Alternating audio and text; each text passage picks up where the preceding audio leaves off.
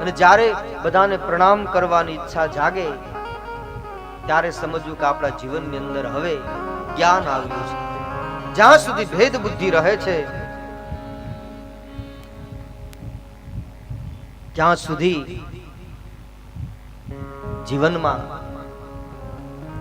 અજ્ઞાનનો પ્રભાવ રહે છે. જ્યારે જીવનમાં જ્ઞાન આવે એનું પ્રમાણ જ કે એને બધું પ્રણમ્ય લાગવા લાગે. આ સૃષ્ટિ પ્રણમ્ય લાગે.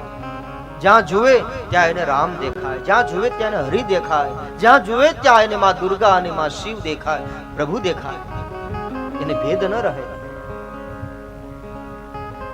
જ્ઞાનની વ્યાખ્યા જ એ છે. જ્ઞાન એટલે આખા જગતમાં જેને રામનું દર્શન થાય. સિય રામમય સબ જગ જાને કરહુ પ્રણામ જોરી જગ પાય.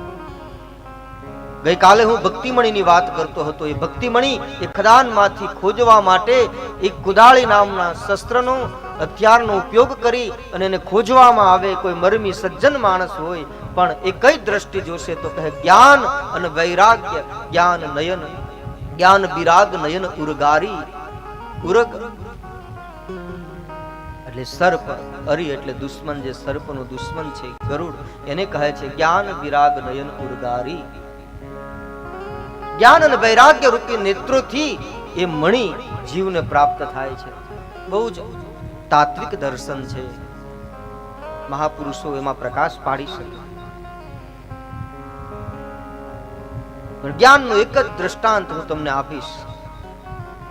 એ સમયની વાત. ભક્તરાજ નરસિંહ મહેતા જુનાગઢમાં હતા, વર્તમાન સ્થિત હતા. એ સમયે ઋષિકેશના કોઈ એક સંન્યાસી, સાધુ સંન્યાસી ઋષિકેશથી દ્વારિકાધીશના દર્શને જુનાગઢ આવે છે, દ્વારિકા પધારે છે. દ્વારિકાધીશના દર્શન કરે અને પછી મનમાં વિચાર આવ્યો કે ચાલ હું અહીં સુધી આવ્યો છું ગુજરાતની યાત્રાએ, આ સૌરાષ્ટ્રની ભૂમિમાં, તો ચાલ હું ગિરનારના દર્શન કરું. ત્યાં જુનાગઢમાં ભક્તરાજ નરસિંહ મહેતા રહે છે, એમના દર્શન કરું, એમને હું મળું. એ પરમ સંન્યાસી ઋષિકેશના એ સંત જુનાગઢ તરફ પદયાત્રા કરે છે. જુનાગઢ પધાર્યા. કોઈને પૂછ્યું કે ભક્તરાજ નરસિંહ મહેતા ક્યાં રહે છે? તો કોઈ સમાચાર આપ્યા કે નરસિંહ મહેતા હમણાં બહુ દુખી છે. મહારાજ કેમ, શું થયું? કે ભગવાન એના ઉપર બહુ જ મોટું સંકટ આપ્યું છે. એમના ધર્મપત્ની ગુજરી ગયા, એમનો યુવાન પુત્ર શામળસા મૃત્યુ પામ્યો છે. આ સમાચાર જાય સંતના કાને પડ્યા તો સંતનું હૃદય એકદમ દ્રવી ગયું. સંત હૃદય નવનીત સમાના. સંતોનું હૃદય એકદમ કોમળ છે. ભગવાનના ભક્ત માટે આવું સંકટ, આવી વિપદા.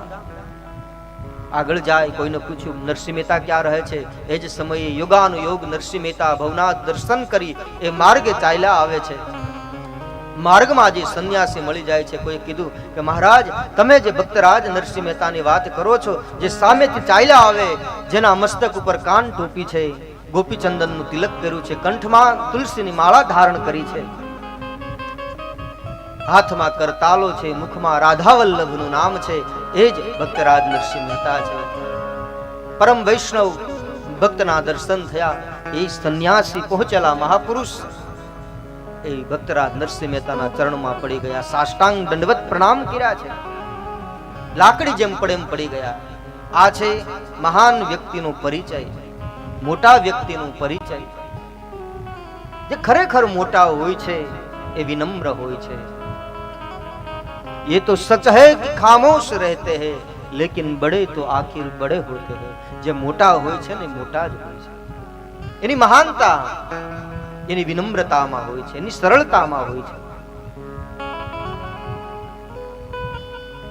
એ સંન્યાસી દંડવત કરે. નરસિંહ મહેતાએ એમને ઉભા કર્યા. મહારાજ તમે મારા દર્શન કરવા નહીં પણ મારા જેવા એક વિષય જીવને તમે દર્શન આપવા માટે પધાર્યા છો. હરિની કૃપાથી હું ધન્ય થયો છું. આજ બે મહાપુરુષોનું જે મિલન છે એમાં હંમેશા વિનમ્રતા હોય છે,